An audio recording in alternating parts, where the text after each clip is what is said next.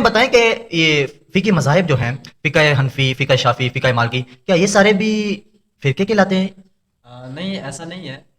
بلکہ یہ جو فقہی مذاہب ہوتے ہیں، فقہ حنفی ہو گیا، فقہ شافعی اور فقہ مالکی ہے، یہ سب آپ ان کو ایسا کہہ سکتے ہیں کہ یہ سب لیگل اسکول آف تھاٹس ہیں، کہ ہم ان کے ذریعے سے جو قرآن و سنت سے جو مسائل نکلتے ہیں تو آسانی کے ساتھ ہم ان فقہ کو فالو کرتے ہوئے ہم تک یہ مسائل پہنچائے گئے۔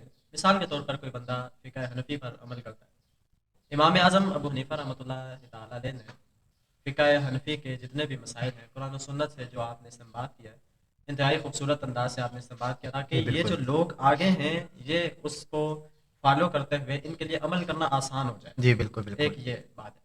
پھر دوسرے نمبر پہ جو فقی اختلاف ہے، آپ کی بات سے میں ایک اور بات کی طرف یہ ٹاپک لے جاؤں کہ جو فقہ میں امام اعظم، امام مالک، امام شافعی یا امام احمد بن حنبل، اب آپ یہ چاروں مذاہب یا فقہ اٹھائیں تو ان کے آپس میں اختلافات بہت سارے ہیں۔ جی بالکل۔ کوئی کسی کے طریقے کو مانتا ہے، کوئی نہیں مانتا۔ امام شافعی رفع یدین کے اگر قائل ہیں تو امام اعظم ابو حنیفہ نہیں ہے۔ اسی طرح امام محمد کے اختلاف ہیں، امام ابو یوسف کے اختلاف ہیں، امام شافعی کے، یعنی یہ سارے ائمہ کرام کے آپس میں اختلافات ہوتے ہیں۔ آپ فقہ کو اگر پڑھیں، آپ مختلف آپ فقہائے کرام کو اگر پڑھیں تو یہ ساری چیزیں آپ کے سامنے آ جائیں جی گی۔ ایک بالکل۔ اور بات اس کے اندر سے میں آپ کو دینا چاہوں گا کہ حضور علیہ الصلوۃ والسلام نے ارشاد فرمایا کہ اختلاف امت رحمت، کہ میری امت کے مابین جو اختلاف ہے، اختلاف سے مراد علمی اختلاف ہے، وہ رحمت ہے۔ فقہ کے مسائل کے اندر جو اختلافات ائمہ کرام کے آپس میں ہیں وہ سب کے سب رحمت ہیں، جن کو حضور علیہ السلام نے فرمایا کہ یہ جو اختلاف کر رہے ہیں یہ رحمت ہے۔ لیکن اس کے برعکس جو ہمارے اپنے حق درمی کے بنا پر جو اختلافات ہم نے قائم کیے ہوئے ہیں، ہمارے جو آپس کے اختلافات ہیں وہ رحمت نہیں بلکہ زحمت بن چکے ہیں۔ جی بالکل ہم اسی طرح۔ اپنے اختلاف، کوئی ہماری بات نہیں مانتا، کوئی کسی عالم کی بات نہیں مانتا، یہ میں ویسے ایک الگ سی بات کر رہا ہوں کہ اگر کوئی کسی کی بات نہیں مانتا تو وہ فوراً اس کو اہل سنت سے خارج کر دیا جاتا ہے، اس کو فوراً جو ہے وہ جماعت سے نکال دیا جاتا ہے کہ بھئی اس نے میری بات نہیں مانی لہٰذا یہ بندہ جو ہے جماعت سے خارج ہو چکا ہے، یہ اہل سنت سے خارج ہو چکا ہے۔ ایک پہچان اور معرفت آپ کو میں دیتا چلوں کہ اہل سنت کا مالک میں بھی نہیں ہوں، اہل سنت کے مالک آپ نہیں ہیں، جی کوئی عالم بالکل، بھی اہل سنت کا مالک نہیں ہے۔ اہل سنت کے مالک رسول اللہ صلی اللہ علیہ صلی اللہ وسلم کی علیہ ذات وسلم، گرامی بے ہے۔ شک۔ ہم نے آپ کو فالو کرنا ہے، آپ کے صحابہ کرام کو فالو کرنا ہے۔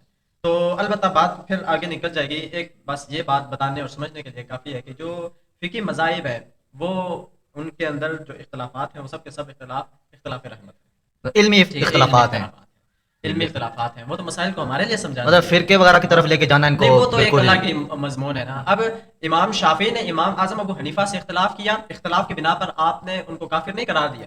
امام اعظم ابو حنیفہ آپ رفع یدین کے قائل نہیں ہیں، لیکن امام شافعی آپ رفع یدین کے چونکہ قائل تھے، مشہور واقعہ آپ نے سن رکھا ہوگا کہ جب امام شافعی کی آپ گئے امام اعظم ابو حنیفہ رحمۃ اللہ علیہ کی قبر مبارک پر، تو آپ نے جب وہاں پر نفل ادا کیے تو آپ نے وہاں پہ رفع یدین نہیں کیا۔ تو آپ کے جو شاگرد طلباء موجود تھے انہوں نے پوچھا کہ حضرت آپ تو فرماتے ہیں کہ بھئی رفع یدین لیکن یہاں پہ نہیں۔ آپ نے فرمایا یہ صاحب مزار کا ادب ہے کہ اس کی توقیر و شان ہے کہ میں یہاں پر ان کو فالو کر رہا ہوں۔ تو یہ ایک بات ہے، اتنا ان کا وسیع نظر، اتنا ان کا وسعت قلبی ہے۔ ہمارے اندر تو تنگ نظری پائی جاتی ہے، ہم تو کسی کو برداشت نہیں کرتے، عدم برداشت کا مادہ ہمارے، وہ دیکھیں کتنے وسیع الظرف لوگ تھے جی کہ وہ بالکل آپس میں بالکل ایسا ہی ہے۔ اختلاف ہے اور حد درجے کا اختلاف ہے، لیکن اختلاف کی وجہ سے کسی نے کسی کو کافر نہیں قرار دیا۔